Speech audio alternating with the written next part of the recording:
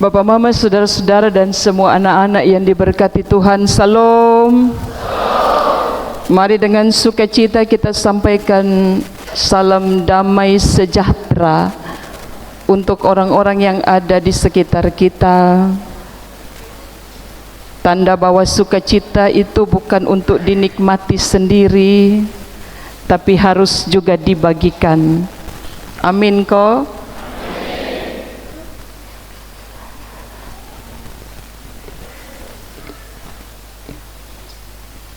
Kekasih-kekasih Tuhan,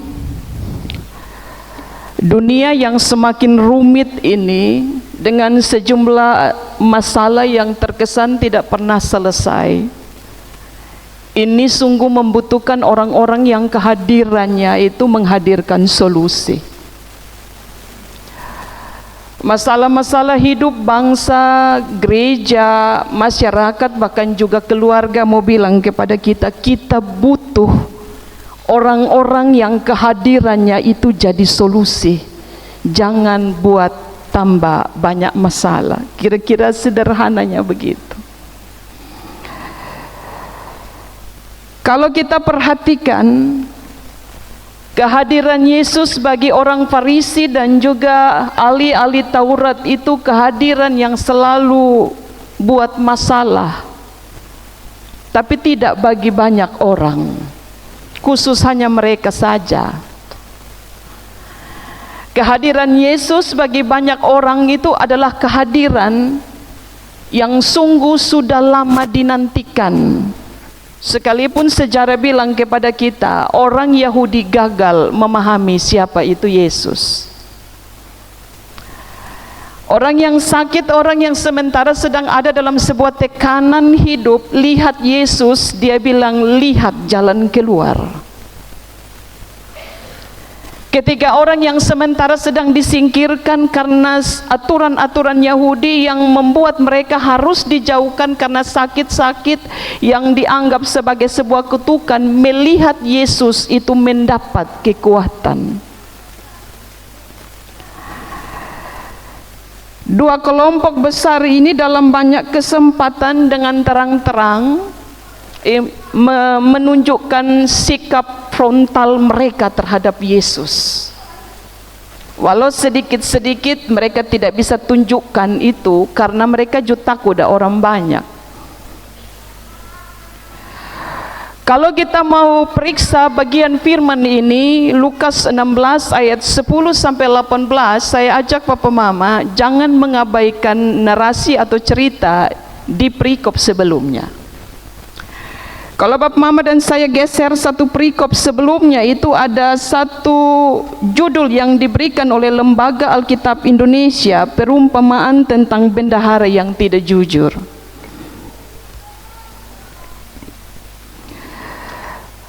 Ada hubungan tentang perumpamaan ini karena pernyataan-pernyataan Yesus tentang setia pada perkara-perkara kecil itu muncul karena ada sebuah kasus. Yesus mencoba untuk menjelaskan kasus itu, siapa pelakunya, apa yang sementara sedang dialami dengan perumpamaan tentang bendahara yang tidak jujur. Itu hebatnya Yesus, saudara. Dia mengajarkan sesuatu itu selalu pakai perumpamaan, dan setiap perumpamaan yang Yesus pilih itu sangat dekat dan kena-mengena dengan semua yang mendengarkannya. Bagi Yesus ada ketidakjujuran yang dipraktekkan oleh dua kelompok besar ini, orang Farisi dan juga ahli-ahli Taurat.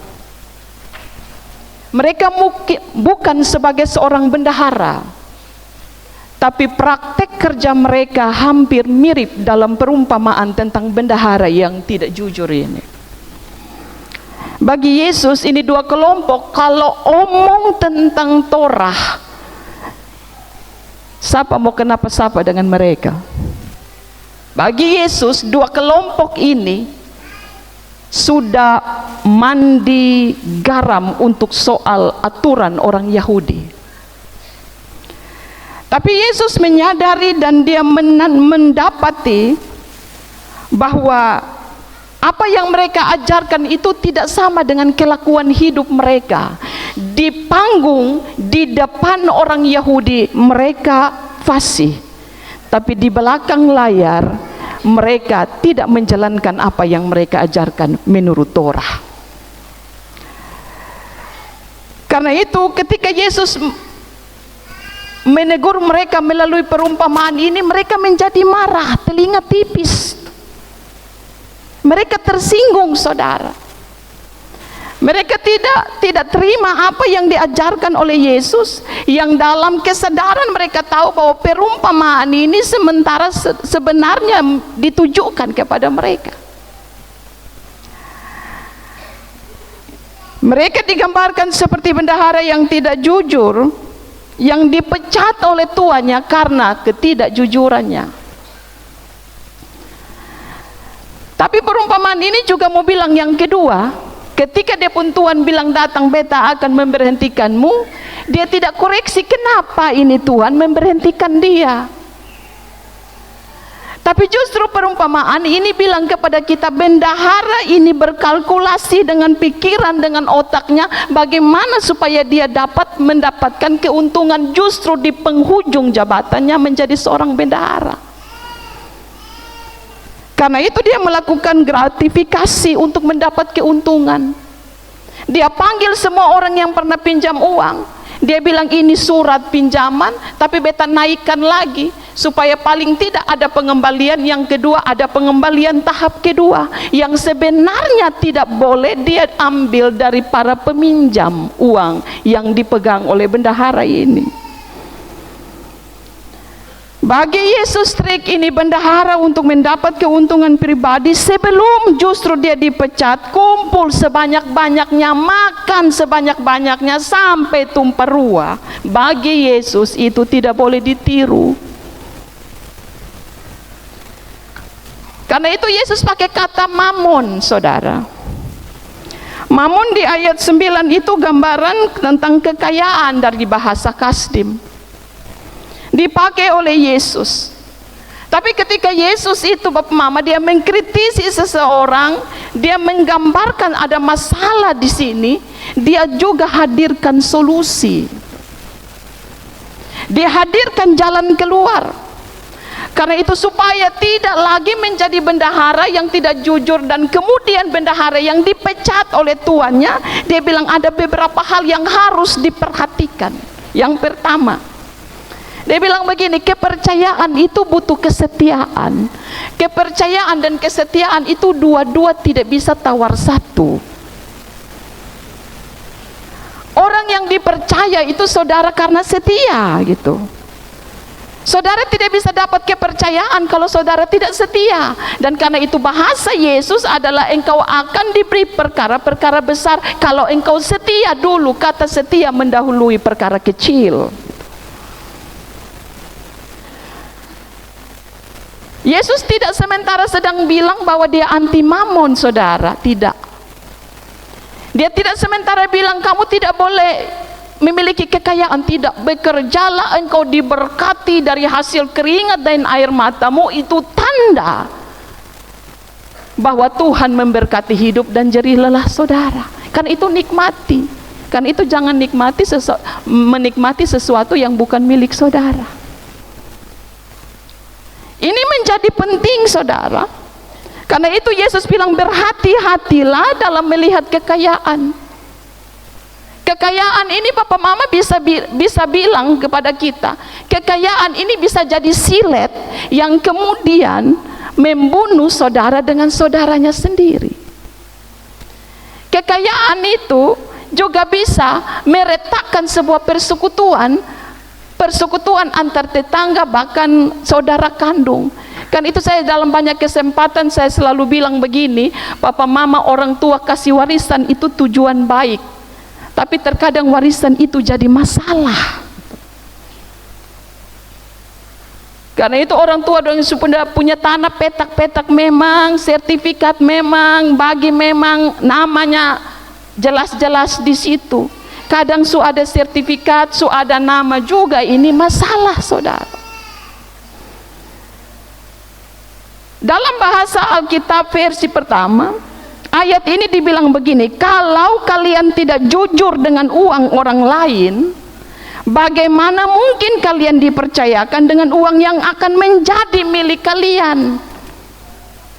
Sehingga Yesus mau bilang dalam perumpamaan ini, bagaimana mungkin dengan uang orang lain saja kamu superlakukan begini? Bagaimana mungkin kalau uang yang sejatinya adalah milikmu diberikan kepadamu? Itu dia bisa beli orang semua. Yang kedua, teks ini mau bilang kepada kita, kesetiaan itu tidak boleh mendua, saudara. Sehingga ada bahasa begini, kesetiaan itu tidak boleh berkaki dua atau main dua kaki. Di rumah istri satu, di luar istri banyak. Kesetiaan itu tidak boleh mendua, tidak juga boleh abu-abu. Kesetiaan tidak boleh kemudian membagi konsentrasi kita, saudara. Karena itu kenapa Tuhan Allah bilang, kalau engkau setia pada dua tuan, maka kesetiaanmu akan terbagi, satu engkau setia, satu tidak. Atau dalam bahasa sederhana, tuan yang satu engkau jual, yang satu engkau lelang. Karena itu kalau berbakti untuk dua tuan itu bahaya, tidak akan pernah ada kesetiaan yang murni di sana. Bapak, mama, saudara-saudara, kesetiaan itu tidak boleh mendua. Karena itu jika diberi kesempatan untuk menikmati hasil dari kerjamu, di mana kesetiaanmu muncul pada perkara-perkara kecil, maka yang kedua yang digarisbawahi oleh Yesus melalui pembacaan kita adalah, jangan sampai semua yang engkau miliki itu menggantikan posisi Tuhan. Kalau apa yang engkau miliki itu hasil dari jerih lelahmu, dari cara kelolamu, dari keringat dan air matamu, Tuhan bilang begini kepada saudara dan saya, nikmatilah itu dengan sukacitamu bersama-sama dengan semua orang yang engkau kasihi. Nikmati itu, karena kata pengkhotbah, ada saat di mana saudara hanya mencari tapi saudara tidak bisa menikmati. Ada saat di mana saudara hanya bisa mengumpulkan kekayaan, tapi saudara tidak bisa menikmati arti dari sebuah hasil kerja keras. Dan pengkhotbah bilang ini sangat disayangkan. Tuhan juga mau bilang begini, kalau kita bekerja, Bapak Mama, kalau kita berkeringat sampai kita letih mengalami satu pergumulan kehidupan, kesehatan juga bisa terganggu karena pekerjaan kita yang semakin giat itu, Tuhan Allah mau bilang, ingatlah bahwa semua yang Tuhan kasih itu bonus, saudara. Kekayaan itu bonus, hartamu itu bonus dari Tuhan. Karena itu jangan pukul dada kalau dapat bonus. Semua yang Tuhan kasih itu bonus. Jabatan yang Tuhan kasih kepadamu itu juga bonus, saudara. Tidak ada satu orang pun di dalam pengamatan mata Tuhan yang bisa mendapatkan sesuatu hanya karena dia berupaya untuk menjelekkan orang lain. Kekayaan itu bonus yang Tuhan tidak mau kalau kekayaan itu jadi tujuan. Kita buat apa saja supaya kita kaya, ini yang Tuhan tidak mau, saudara. Karena itu dia bilang kesetiaan tidak boleh mendua, sehingga dia ibaratkan seperti sebuah janji dalam pernikahan di ayatnya yang terakhir. Tidak ada kata perceraian di sana. Kalau ada suami yang bercerai, dia berbuat zina, apalagi kalau dia menikah dengan perempuan yang diceraikan. Papa Mama yang diberkati Tuhan, pengajaran Yesus yang Yesus bawa ini bagi semua yang mencari, bagi semua yang merindukan. Bagi Yesus, pengajaran ini berarah pada apa yang dirindukan, apa yang dicari, itu semuanya butuh proses. Bahkan orang bilang bonus itu juga butuh proses. Sesuatu yang Tuhan kasih itu juga membutuhkan proses, Papa Mama. Buah yang diperam itu tidak pernah enak, saudara. Sekalipun mungkin dari kelihatan menggiurkan, kita lihat ludah air su meleleh, belum makan ludah air su meleleh sampai sini, bahkan kita langsung begini. Buah buah yang diperam itu tidak enak. Proses yang dipercepat itu karena tidak ingin menunggu lama atau terlalu ingin cepat-cepat mendapatkan sesuatu, maka saya mau bilang rasanya tidak akan semanis dan seindah seperti proses panjang yang dengan normal harus saudara dan saya lewati. Proses yang dipercepat kadang juga jadi masalah. Masalah bukan hanya diri kita, Bapak Mam. Kita kalau mempercepat sebuah proses itu ada banyak yang dikorbankan. Bahkan orang lain juga bisa dikorbankan. Anak-anak juga bisa dikorbankan. Ada banyak kepentingan yang kita pangkas. Ada beberapa hal, setia dalam segala perkara. Ini tema yang Majelis Sinode Kasih Bapak Mama dan saya kita semua renungkan. Ada beberapa hal. Yang pertama, kita harus akui hidup ini pertandingan, saudara. Hidup ini bukan tentang perjumpaan saja, tentang antara kita dengan Tuhan dan dengan orang lain. Rasul Paulus dia bilang dalam nats pembimbing kita, bertandinglah dalam pertandingan iman yang benar. Jadi semua kita akan mengakui, bersepakat seperti yang Rasul Paulus katakan, bahwa lihatlah, buka matamu, buka telingamu, angkat wajahmu, ini pertandingan. Tapi bagi orang percaya ini bukan pertandingan biasa, ini pertandingan iman. Itu kata iman dilekatkan setelah kata pertandingan. Dia mau bilang ini pertandingan iman. Dan dunia ini adalah arena pertandingan iman itu. Orang di luar sana boleh bertanding, tapi bisa jadi mereka bertanding tanpa iman. Tapi bagi orang percaya, kalau saudara dan saya didudukan dalam posisi garis pertandingan ini, ingatlah saudara, ini bukan pertandingan biasa, ini pertandingan iman.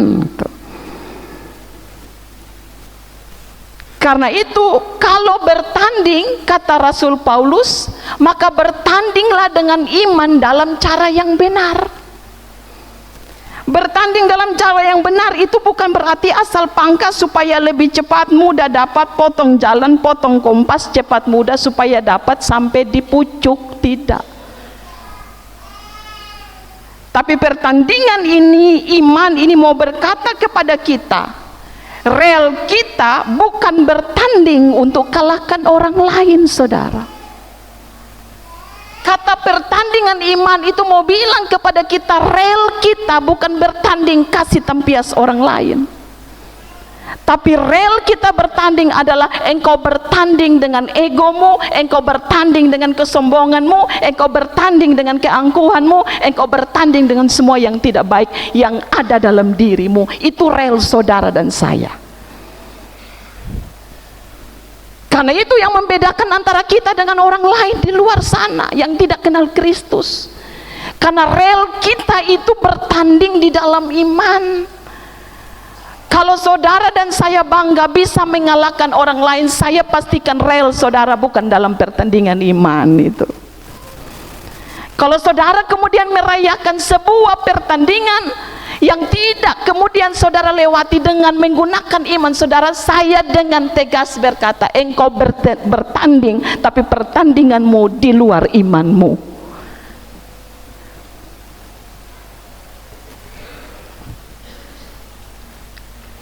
Jika ada orang yang diberkati saudara, pertandingan iman itu mau bilang kepada kita dengan kepercayaan tertentu, kalau orang diberkati hidupnya, saya tidak mau pakai kata sukses, saya mau pakai kata diberkati. Engkau sukses bisa juga karena yang lain, tapi kalau engkau diberkati, maka semua yang engkau genggam dengan tanganmu, yang engkau makan, yang engkau banggakan itu dari Tuhan gitu.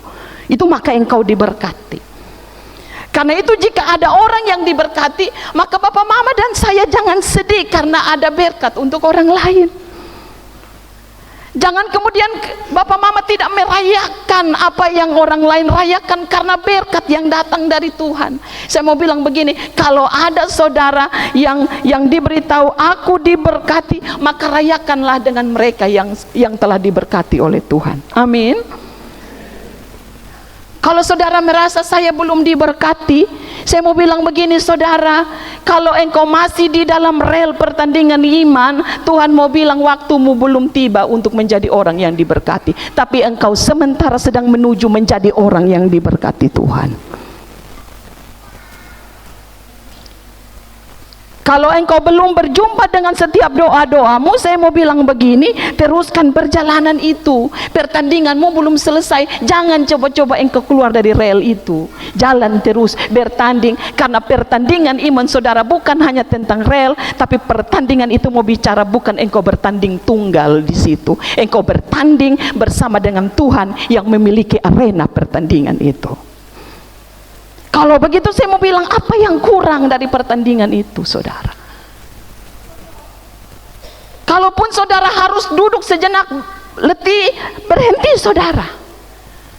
Jangan paksa diri dalam pertandingan itu. Kenapa? Karena begini, ketika kita hidup ada saat kenapa kita perlu untuk perenungan. Kita boleh eksis dalam aktivitas banyak hal, tapi kenapa orang Kristen dipanggil untuk waktu mengadakan meditasi, perenungan, mengasingkan diri pada tempat yang sepi dan sunyi. Untuk apa? Untuk menemukan makna dari pertandingan iman itu. Saudara tidak akan pernah menemukan Tuhan di lampu yang bergemerlapan, tidak saudara. Tapi engkau akan menemukan Tuhan, salah satunya adalah ketika engkau menyendiri di dalam keheningan. Tuhan akan banyak bicara untuk saudara dan saya. Karena itu Bapak Mama, saya mau bilang pertandingan ini bukan biasa, yakinlah. Yang kedua Bapak Mama, ingatlah jika engkau bertanding, maka jangan bertanding mengandalkan kita pun kecerdasan. Angka boleh omong tentang kecerdasan saudara, tapi tidak semua bonus Tuhan kasih untuk orang-orang yang cerdas tuh. Tidak semua bonus itu Tuhan kasih untuk mereka yang dari segi nilai angka itu lulus dari sensor. Kalaupun Tuhan kasih, itu anugerah saudara. Karena itu saya mau bilang, ingatlah jika engkau bertanding, maka pertandingan itu tidak boleh kemudian yang engkau andalkan itu nama besarmu, nama besar keluargamu. Jangan sampai engkau bertanding itu lalu engkau memakai uangmu, kekayaanmu, semua yang engkau miliki sebagai casing dari hidup saudara dan saya. Jangan. Tapi pakai Tuhan itu. Bukan hanya supaya kita diberkati, tidak. Ikut Tuhan ini saudara bukan soal tentang finansial, bukan. Ikut Tuhan itu bukan semua yang tercukupi, tidak. Kalaupun dia beri itu bersyukurlah. Tapi kadang juga kita ikut Tuhan justru kesulitan. Tapi saya mau bilang, sekalipun sulit bertandinglah, karena hidupmu tidak selesai di sini. Ayam kita pelihara, dia potong selesai di atas tacu. Ayam kecap atau Papa Mama. Tapi manusia mati tidak selesai di dalam peti mati. Hidupnya berlanjut, dan salah satu ditentukan bagaimana dia bermain dalam pertandingan iman itu. Karena itu penting bagi kita, jangan mengabdi di dua tuan. Jangan mengabdi di tempat di mana manusia membanggakan itu, jangan. Kalau engkau hitam, hitamlah. Tidak omong tentang hitam kulitnya ya. Kalau engkau putih, putihlah. Jangan engkau abu-abu. Kenapa? Karena dari itu semua kepercayaan terhadap sesuatu itu akan Tuhan beri kepada kita. Anak muda, saya mau bilang yang terakhir, bertandinglah terus. Sudah beberapa malam ini gereja ini penuh dengan anak-anak muda yang mau daftar P3K. Banyak juga yang mau daftar jadi seorang PNS. Ada banyak juga beasiswa-beasiswa yang ingin mereka raih. Saya mau bilang begini, bertandinglah saudara, bertandinglah anak-anakku. Bertandinglah terus, tapi jangan pakai ini saja. Ini penting. Engkau perlu juga menggunakan dua lututmu untuk Tuhan. Karena itu yang membedakan pertandingan iman dengan pertandingan biasa. Pertandingan biasa itu orang pakai mulut, saudara. Orang membangun logika. Orang memainkan tangan, bahkan bisa merogoh saku dengan banyak hal. Tapi orang yang bertanding dengan iman, kalaupun itu dia lakukan dengan akalnya, tapi dia bilang, Tuhan yang menentukan, bukan apa yang beta punya yang menentukan. Tuhan memberkati kita. Amin.